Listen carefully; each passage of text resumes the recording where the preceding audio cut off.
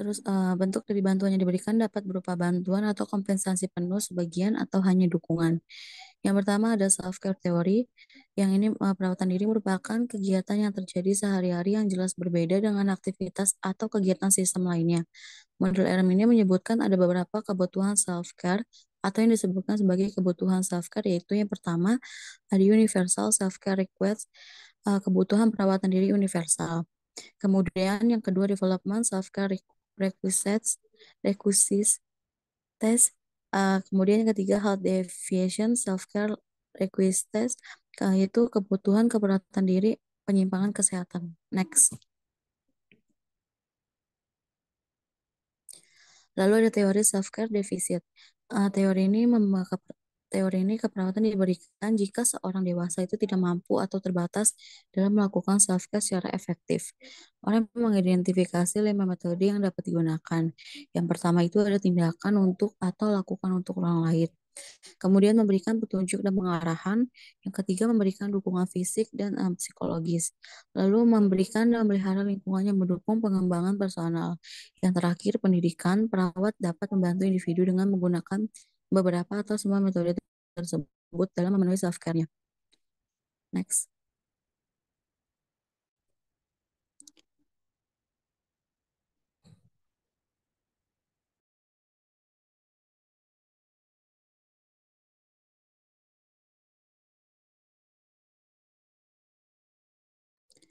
Lalu ada nursing system teori yang merupakan teori yang mengacu kepada sistem keperawatan yang dibentuk ini berdasarkan rancangan dan hasil designed and produced yang dilakukan oleh seorang perawat yang telah dilatih dalam melakukan perawatan diri dan menemukan apa yang dibutuhkan yang dilakukan bersama orang yang mengalami penurunan derajat kesehatan atau yang memiliki keterbatasan dan bergantung terhadap orang lain. Next.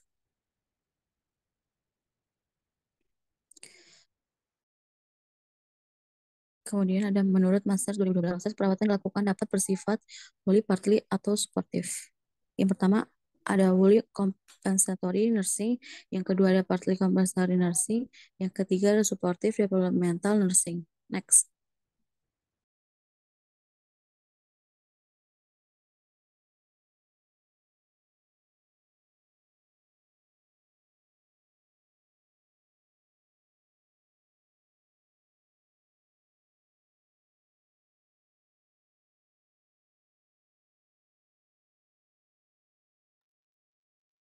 Baik, selanjutnya dibuka sesi tanya jawab. Kepada yang ingin bertanya, dipersilakan raise hand terlebih dahulu. Terima kasih.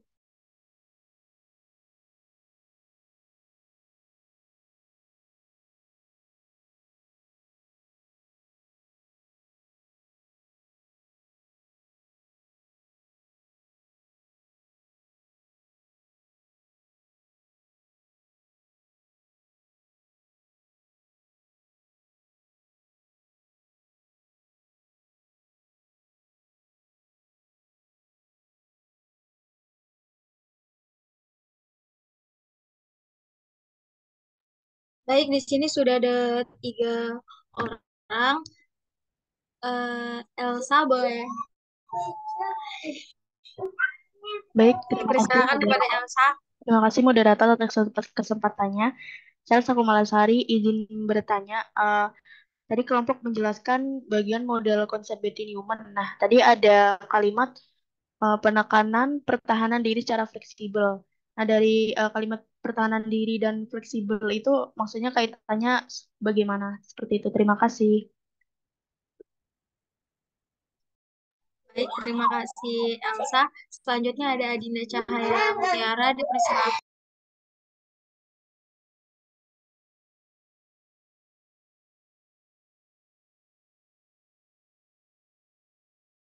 Iya, baik. Terima kasih moderator atas kesempatannya. Saya Adinda Cahya Mutiara dari perwakilan kelompok 3 izin bertanya kepada kelompok. Tadi kan kelompok sudah memaparkan banyak sekali model-model model-model dari keperawatan gerontik. Nah, uh, da, apa dalam keperawatan gerontik ini yang sering gunakan di lingkup perawatan gerontik itu modelnya siapa ya? Terima kasih.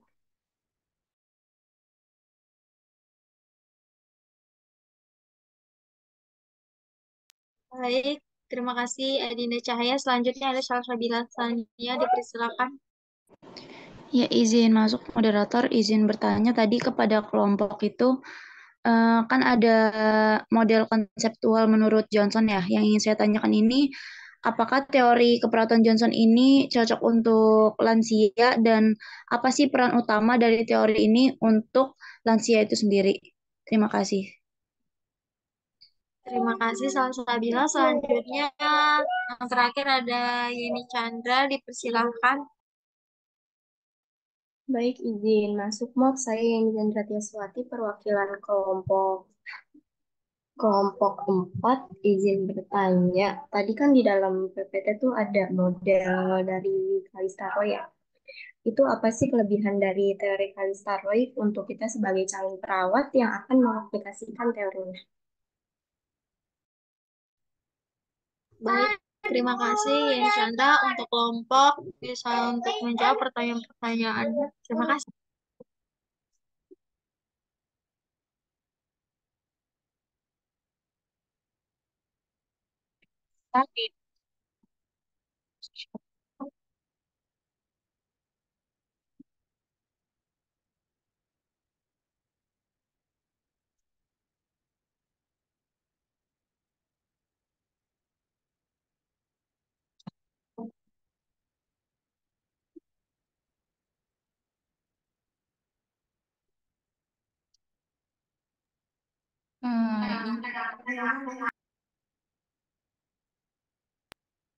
Ya, saya Fauzia dari kelompok 5. Jawab pertanyaan dari Elsa. Maksud dari pertahanan diri itu apa? Dari pertahanan diri itu mengacu pada batas atau pertahanan yang melindungi individu atau komunitas itu dari stres. Jadi konsep ini menekankan upaya perlindungan untuk mencegah atau merespon dampak stres pada tingkat fisik, psikologis, sosial maupun spiritual. Lalu apa sih peran fleksibel? Perannya ini mencerminkan kemampuan sistem untuk beradaptasi dan merespon perubahan-perubahan dalam lingkungan dan tingkat stresnya. Fleksibel ini memungkinkan individu dan komunitas untuk menyesuaikan diri dengan tantangan yang berbeda dengan cara yang sehat dan adaptif. Lalu fleksibel ini dalam garis pertahanan diri merupakan kunci untuk menjaga keseimbangan dan kesehatan sistem.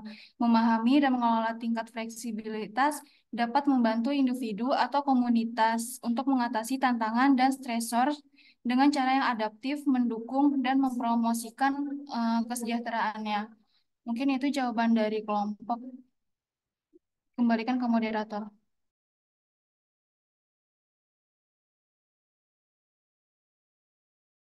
Baik, terima kasih.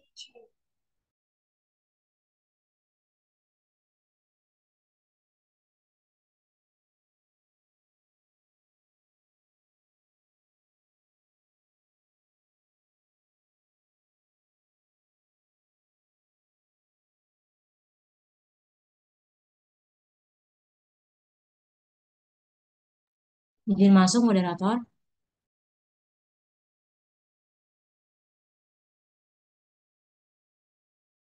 Iya, dipersilakan. Ya, izin menjawab pertanyaan dari Salsabila Sania dari kelompok 4. Inti dari pertanyaannya itu, apakah teori keperawatan Johnson ini cocok untuk lansia dan apa peran utama dari teori keperawatan perilaku menurut Johnson ini untuk lansia? Izin menjawab ya. Tadi kan sudah ada di PPT. Jadi menurut Johnson untuk lansia ini tuh cocok karena memiliki keinginan untuk mengatur dan juga menyesuaikan diri terhadap pengaruh dari lingkungan serta dari subsistem Johnson yang membentuk sistem perilaku mengarah pada gabungan ketergantungan, ingestif, eliminasi, seksual, agresif, dan tingkat pencapaian pada lansia ini. Ini membentuk sebuah sistem perilaku individu sehingga Johnson memiliki pandangan bahwa keperawatan dalam mengatasi permasalahan klien itu harus dapat berfungsi sebagai pengatur keseimbangan sistem dalam perilaku tersebut. Apa sudah terjawab? Baik, sudah terjawab. Terima kasih, Vanessa.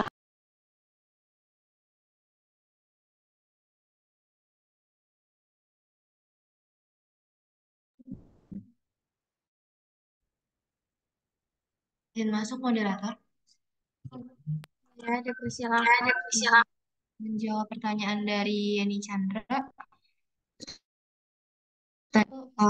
Sebagai calon perawat, bagaimana untuk cara mengaplikasikan teori Kalista Roy?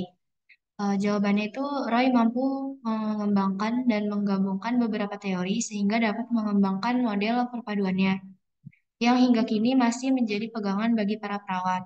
Keekstensiannya tentu memiliki sifat kuat atau memiliki kelebihan dalam penerapan konsepnya dibanding dengan konsep lainnya. Adaptasi yang dikemukakan oleh Roy, perawat bisa mengkaji respon perilaku pasien terhadap stimulus, yaitu mode fungsi fisiologis, konsep diri, dan mode fungsi peran, dan mode fungsi interdependensi. Selain itu, perawat juga bisa mengkaji stresor yang dihadapi oleh pasien, yaitu stimulus vokal, konektual, dan residual, sehingga diagnosis yang dilakukan oleh perawat bisa lengkap dan akurat.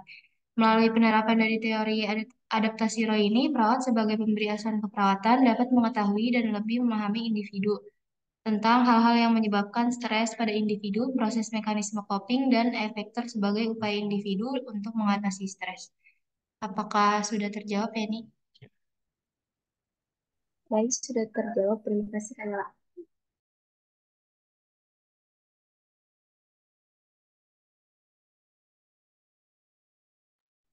Baik, sisa satu lagi yang belum terjawab.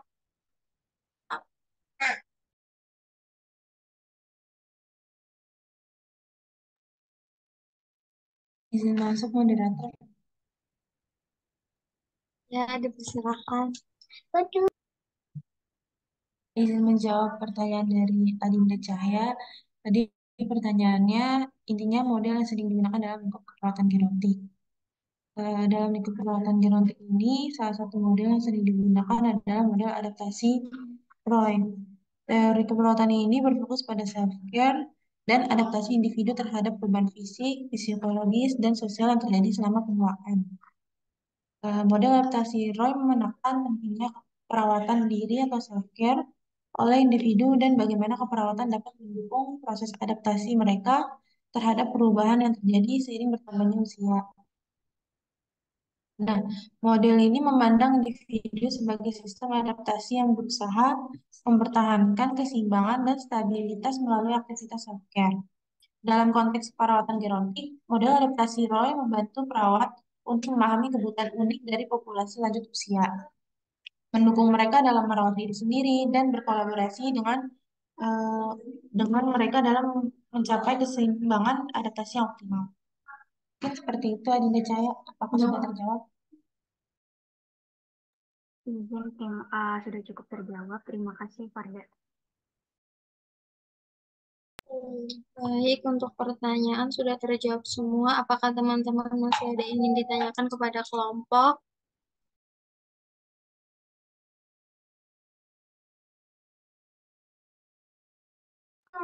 Jika tidak, maka kita akhiri saja presentasi kelompok 5. Mohon maaf jika ada kata-kata yang salah dan kurang dimengerti. Untuk selanjutnya saya serahkan kepada Ibu Puspita. Terima kasih.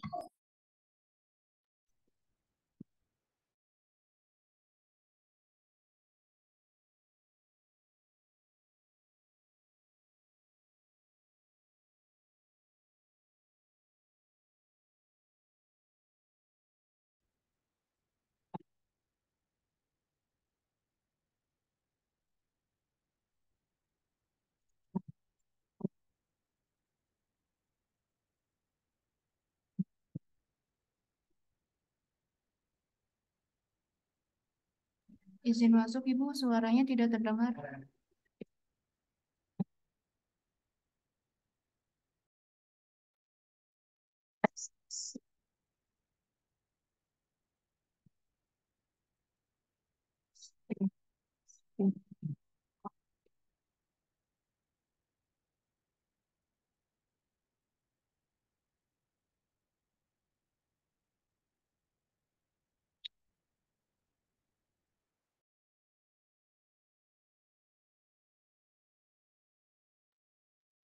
Izin Ibu, suaranya tidak terdengar.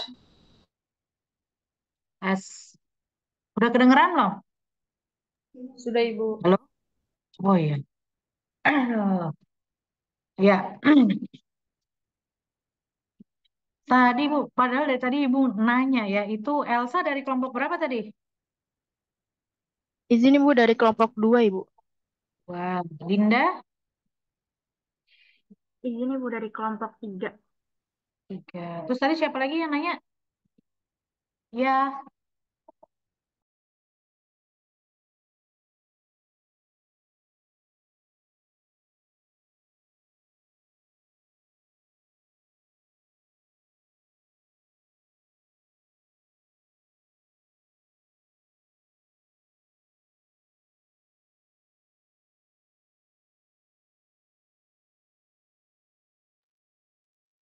ya. Tadi siapa? Selain satu lagi yang nanya.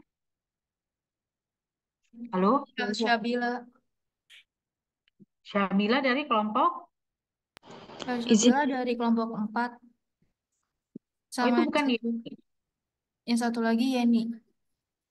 Oh, Syabila juga dari kelompok 4.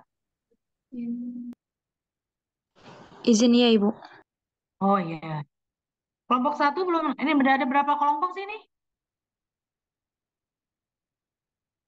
Izin menjawab, Bu, ada 5 kelompok. Hmm. Kelompok satu belum nanya dong. Ya, Ibu, tersisa kelompok 1 yang belum bertanya, Ibu. Coba nomor satu nanya dulu. Kalau nggak saya tanya ini semuanya nih. Yang di kelompok satu. Udah paham belum tadi yang temennya jelasin?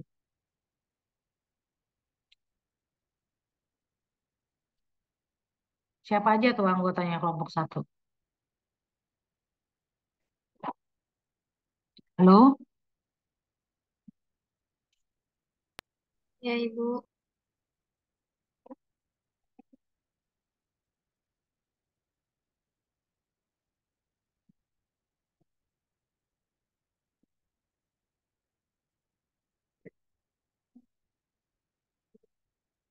Ayo dong, yang aktif nih.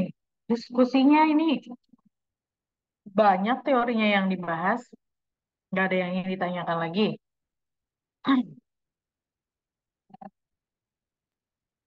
Saya izin bertanya, Ibu. Ya, Saya perwakilan dari kelompok 1 izin bertanya kepada kelompok, apakah terdapat hambatan-hambatan dalam penerapan model self-care defisit menurut OREP? Terima kasih.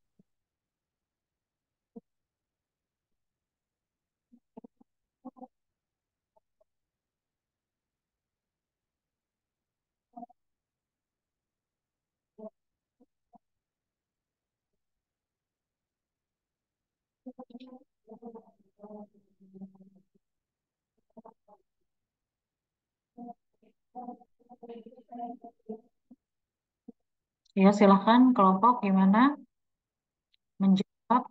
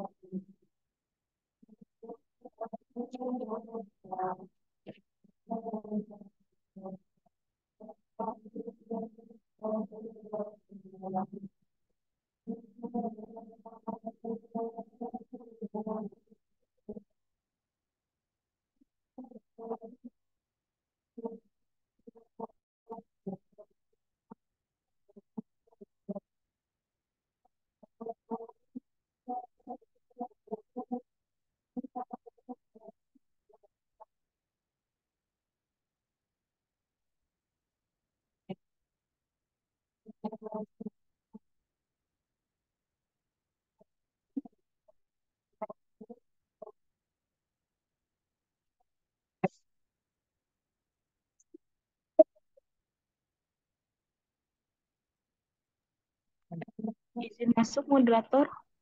Mhm. Ya, dipersilakan Kak Clarissa. Izin menjawab pertanyaannya, hambatan dari teori ORM ini, teori ORM itu kan berpendapat bahwa kesehatan bersifat statis. Namun dalam kenyataannya kesehatan tuh bersifat dinamis dan selalu berubah. Pesan lain dari model konsep ini adalah untuk penempatan pasien dalam sistem mencakup kapasitas individu untuk gerakan fisik. Selain itu, ada konsep perawatan ORM menekankan individu untuk memenuhi kebutuhan perawatannya sendiri tanpa adanya ketergantungan pada orang lain. Tetapi ketika seorang klien sakit, maka kemampuan keperawatan dirinya sendiri dalam memenuhi kebutuhannya akan berkurang. Akibatnya, suplai kebutuhan yang akan terpenuhi akan tidak optimal. Apakah sudah terjawab, Rizkinda?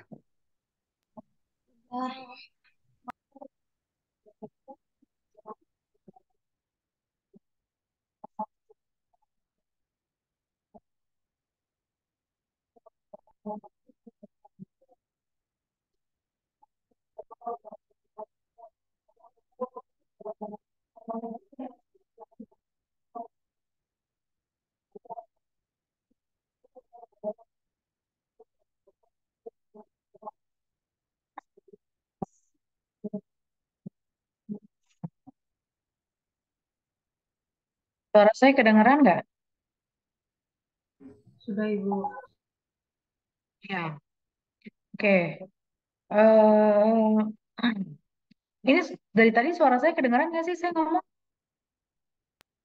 Terdengar Ibu Oh, suaranya. oke, oke. Ya, kalian hari ini udah bahas banyak teori ya. Eh, khususnya sih harusnya kalian bisa mengeksplor lagi ya hal-hal yang berhubungan dengan eh, karena ini ngomongin gerontik ya, ke lansia coba ya. Ibu pengen minta pendapatnya Ibtisamah Saputri mana? Iya Ibu. Ya, kalau kamu mau hubungkan ya model adaptasi Roy ke lansia, ya apa yang bisa kamu gambarkan tuh dari model itu kamu hubungkan ke lansia?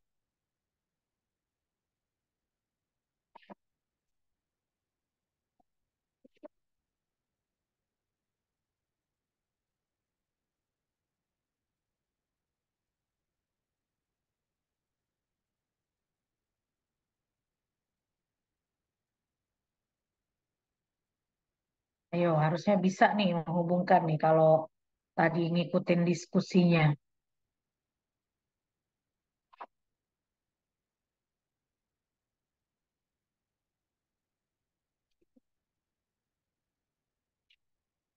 Karena kalau bahas kelebihan, kekurangan itu kayaknya udah pernah mungkin ya di falsafah teori keperawatan ya. Kalian kan juga belajar itu ya. Nah, sekarang coba dihubungkan dengan materi yang kita mau bahas nih sekarang.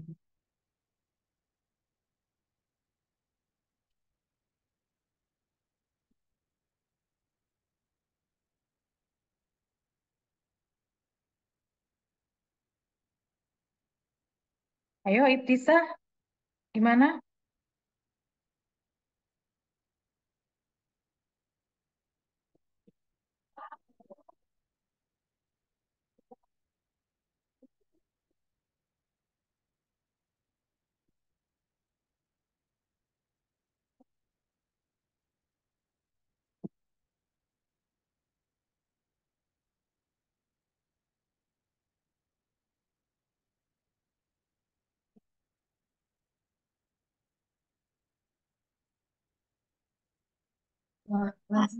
Izin jawab Ibu.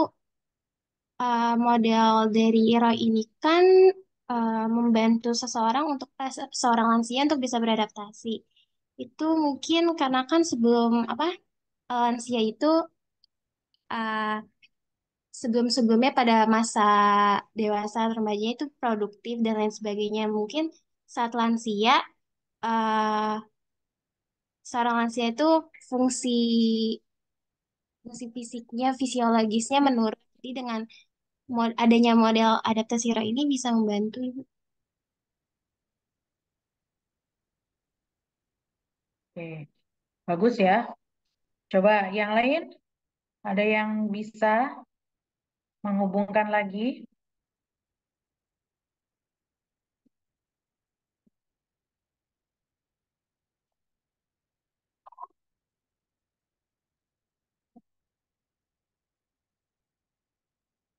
Kan teori Roy ngomongin apa sih? Kita udah bahas ya dari yang selalu dulu-dulu kemarin udah bahas juga tuh yang waktu keperawatan komunitas ya.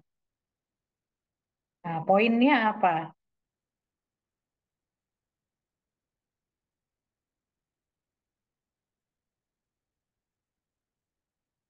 Poinnya Roy kan adalah teori adaptasi, ya nggak?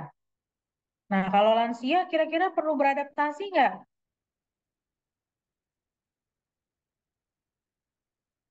Izin Coba, Ibu, nah, ya Elsa gimana?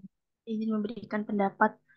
Iya benar tadi yang dikatakan itu sama Ibu, teori adaptasi. Nah, itu kan saya baca di salah satu itu eh, elemen elemen utama dari teori Roy itu kan ada salah satu lingkungan. Nah, saya mau bisa memberikan contoh ini di teori apa elemen lingkungan ini kan kalau misalnya lansia itu kan cenderung kan mengalami misal kesepian, stres karena kesepian kan misal rendahnya harga diri. Nah, di lingkungan itu bisa eh, dibuat untuk agar lansia itu bisa beradaptasi, misal dukungan positif dari lingkungan keluarga atau misalkan diadakan seperti kegiatan untuk lansia itu sendiri, Ibu, agar bisa beradaptasi untuk mengatasi stresnya itu, Ibu. Cukup. Oke, ya bagus Elsa. Yang lain, ada yang punya pendapat? Coba kalau kalian ya lihat lansia itu kan usia lanjut ya. Nah, mungkin saja sudah banyak perubahan, ya perubahan fisik, psikologis, sosial. Nah, kalau kemarin kan mungkin juga udah bahas ya masalah-masalah di lansia ya. Nah, kalau perubahan fisik jelas ya pasti ada penurunan kondisi tubuh. Nah, perubahan sosial nih apa aja yang bisa terjadi sama lansia?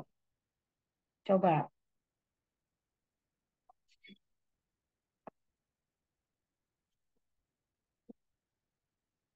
Udah belajar belum sih masalah-masalah pada lansia?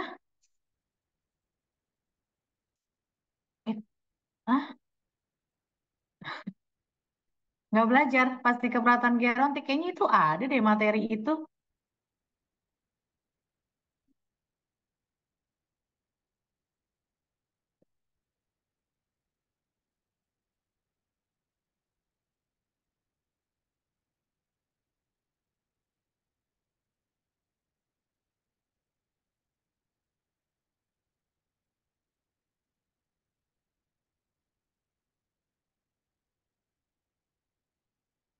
Nih, ini si Pen gimana? Belajar nggak?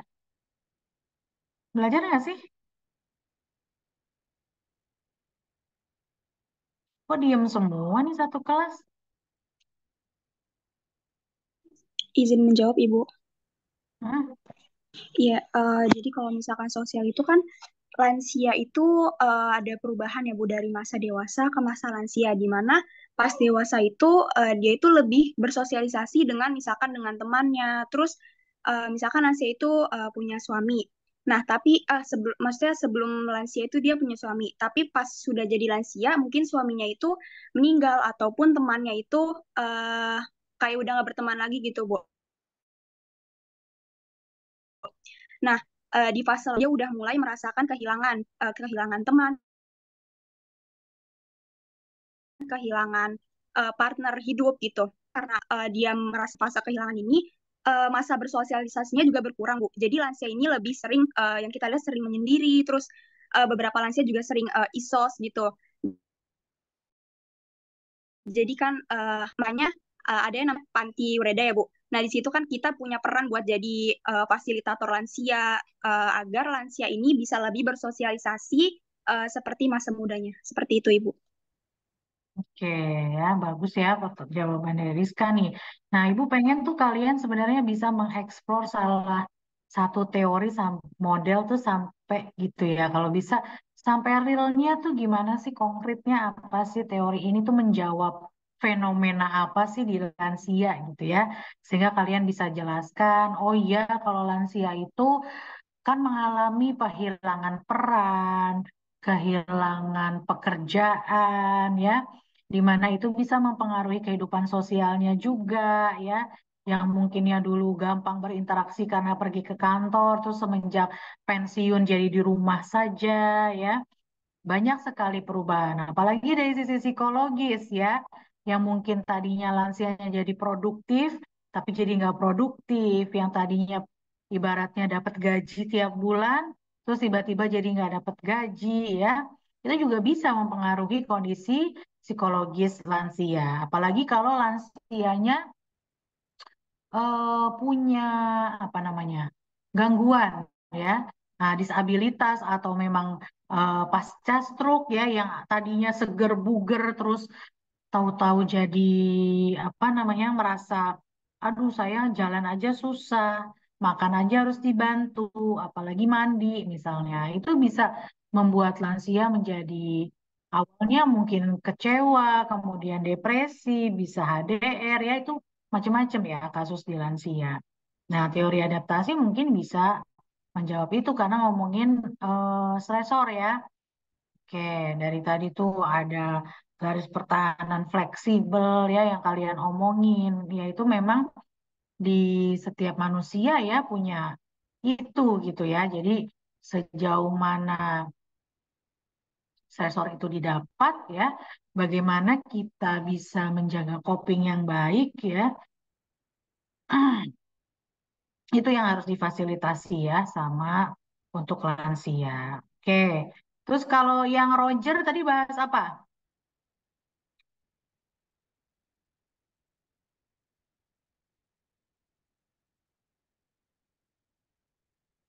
Model konseptualnya.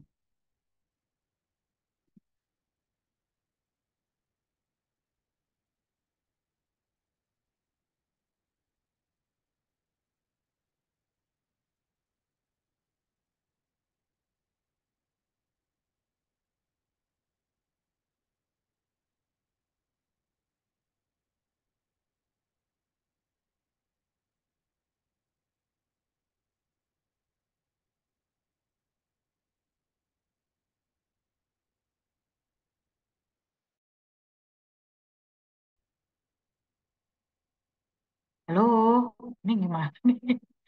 Ibu nanya nggak ada yang nyaut, berarti harus manggil ya. Vini, coba Vini, mana Vini? Ini. Ayo, Vini mana Vini? Vini Sarwatul Mufidah.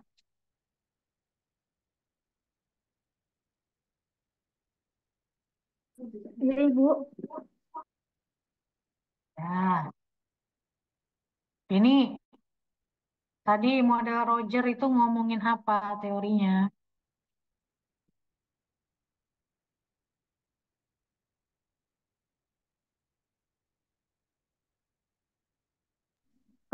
Yang human being Roger ini pet.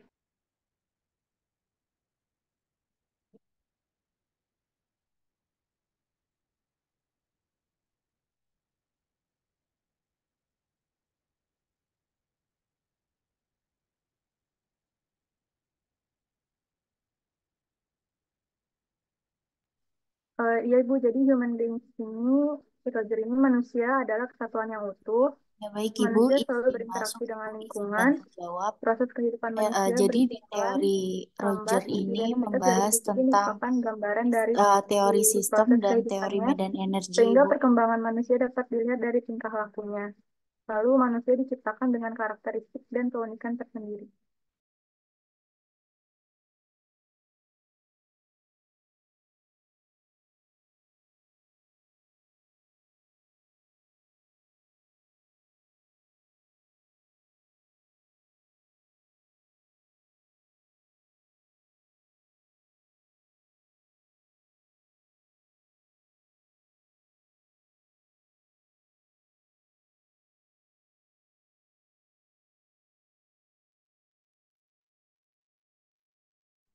Aduh, Ibu kelempar ya.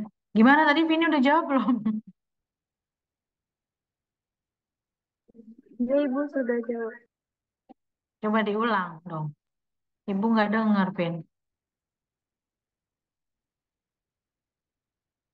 Apa, Vin?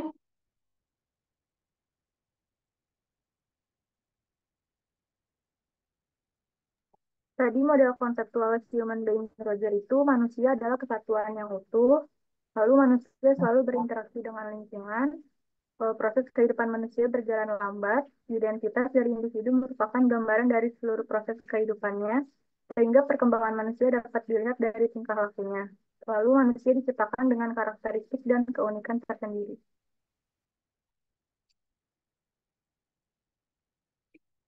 Tadi Amelia kayaknya mau nambahin ya, Mel.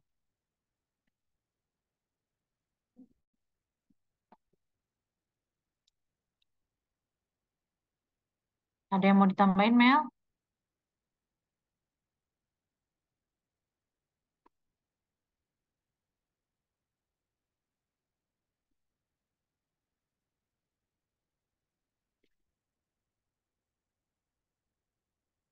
Iya, Ibu.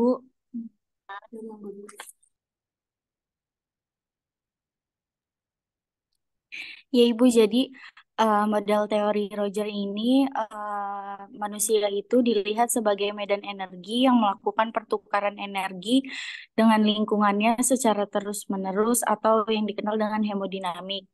Dengan 5 karakteristik yang merupakan landasan dibangunnya prinsip kesatuan utuh, keterbukaan, kesatuan arah, pola, organisasi, dan kemampuan mempersiapkan perasaan.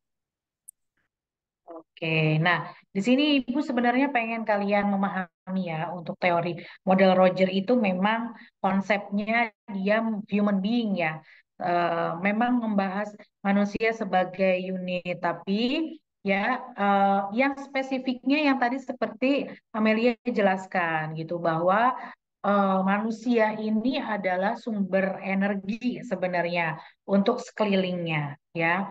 Nah, energi ini bisa jadi nanti di usia lanjut juga semakin berkurang, ya. Oke, sehingga apa yang berpengaruh ya lingkungan di sekitarnya juga akan berpengaruh, ya. Lingkungan di sekitar lansia juga berpengaruh karena kalau model Roger kan kita ngomongin integritas ya antara individu dengan lingkungannya. Nah, itu bisa mempengaruhi satu sama lain. Terus kita bisa ngomongin bahwa oh harusnya nih energinya seirama nih ya antara kehidupan individu dengan lingkungannya ya terus ada proses interaksi antara individu satu dengan yang lainnya gitu ya. Sehingga Roger ingin menggambarkan kalau ngomongin lansia juga ini masih lansia utuh yang memang bisa mendapatkan respon, mendapatkan apa namanya timbal balik ya hubungan interaksi dari lingkungan maupun dari interaksi orang lain, gitu ya. Oke, ya mungkin Ibu nggak bisa ulas semuanya ya, karena tadi juga sudah dijawab sama teman kalian ya.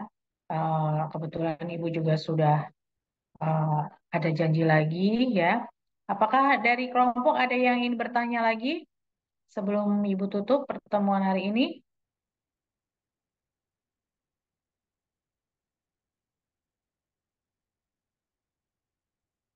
Iya, izin menjawab. Ibu sepertinya cukup.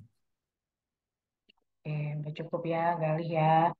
Ya, mudah-mudahan ini menambahkan pengalaman buat kalian ya, karena Ibu yakin dari tingkat 2 mungkin sudah belajar apa sih teori, apa sih model keperawatan ya. Nah, kenapa sih kita harus belajar itu ya? Karena kan pasti kalian ingin melihat atau menjawab fenomena yang ada. Nanti juga buat model kalian nih kalau mau bikin skripsi ya. Nah, apalagi kan keunggulannya adalah lansia kan, gitu. Jadi menjawab kenapa sih seorang lansia itu introvert mungkin, kenapa sih lansia itu cenderung membatasi aktivitas sosialnya. berinteraksi ke sosialnya jadi kurang ya. Kemudian kenapa pada lansia self care-nya itu terbatas ya. Kemudian mungkin saja lansia mengalami gangguan adaptasi ya. Dari situ yang sebenarnya kita bisa eksplor sehingga nanti kalian bisa mencari hubungan ya. Ada nggak ya hubungan eh, pengalaman trauma individu dengan interaksi sosialnya pada lansia misalnya ya. Hal seperti itu tujuan dari kalian memahami teori dan model. Dan itu juga yang membuat kalian menjadi landasan nanti melaksanakan nursing proses ya. Nursing proses atau asuhan keperawatan mulai dari pengkajian sampai evaluasi ya bisa kita kembangkan berdasarkan eh, model konseptual atau teori keperawatan yang ada ya. Oke, kalau tidak ada yang dibahas lagi, Ibu rasa cukup ya pertemuan hari ini. Wabillahi taufiq wal hidayah. Wassalamualaikum warahmatullahi wabarakatuh. Terima kasih. Ya, Ibu live ya. Baik, Ibu. Terima kasih, Bu.